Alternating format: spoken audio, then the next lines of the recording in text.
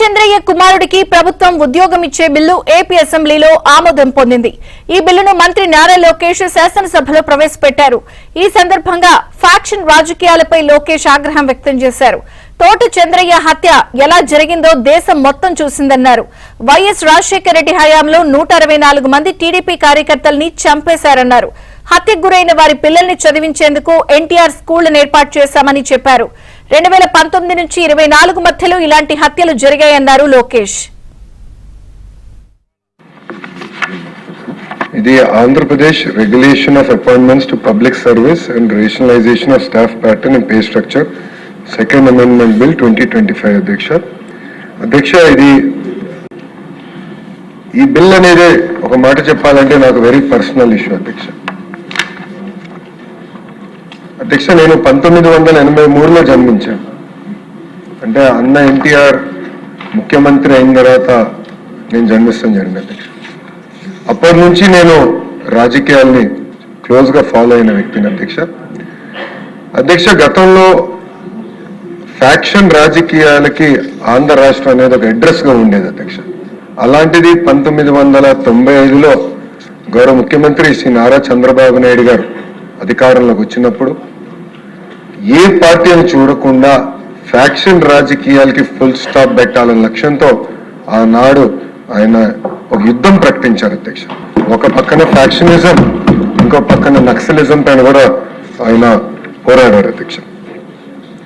2004 తర్వాత అధ్యక్ష ఆనాటి ముఖ్యమంత్రి రాజశేఖర రెడ్డి గారు ఆయన అధికారంలోకి వచ్చిన మొదటి 2 సంవత్సరాల్లో సుమారుగా 164 మంది తెలుగుదేశం పార్టీ కార్యకర్తల్ని అతి దారుణంగా కిరాతకంగా చంపేస్తాం జరిగింది అధ్యక్ష.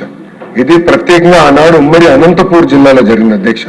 ఇక్కడ పెద్దలు చాలా మంది సీనియర్ శాసనసభ్యులు కూడా ఉన్నారు. ఆనాడు బృందం వేసి వీళ్ళు వెళ్ళి అక్కడ ఒక కుటుంబాన్ని పరామర్శించడానికి వెళ్తే అధ్యక్ష ఆ క్షణంలోనే మళ్ళీ ఇంకో ఫోన్ వచ్చి ఇంకో కుటుంబంలో కూడా హత్య జరిగింది, ఆ కుటుంబాన్ని కూడా మీరు కలవాల్సి వస్తుంది, వెళ్ళండి కలవండి అని చెప్పారు అధ్యక్ష. అలా ఎన్నో హత్యలు జరిగినాయి. ఆనాడు చంద్రబాబు నాయుడు గారు ఫ్యాక్షన్ కుటుంబంలో అంటే ఒక హత్య జరిగింది ఫ్యాక్షన్ వల్ల, ఆ పిల్లలు తిరిగి ఫ్యాక్షన్ లోకి వెళ్ళకూడని హైదరాబాద్ లో ఎన్టీఆర్ మోడల్ స్కూల్ అనేది ఏర్పాటు చేశారు అధ్యక్ష. నిరంతరం గ్రామంలో ఉన్న సమస్యల గురించి పోరాడిన వ్యక్తి, అతను నమ్ముకున్న సిద్ధాంతం కోసం నిలబడిన వ్యక్తి, ఆ వ్యక్తి పేరే తోట చంద్రయ్య. 2022లో జనవరి 12న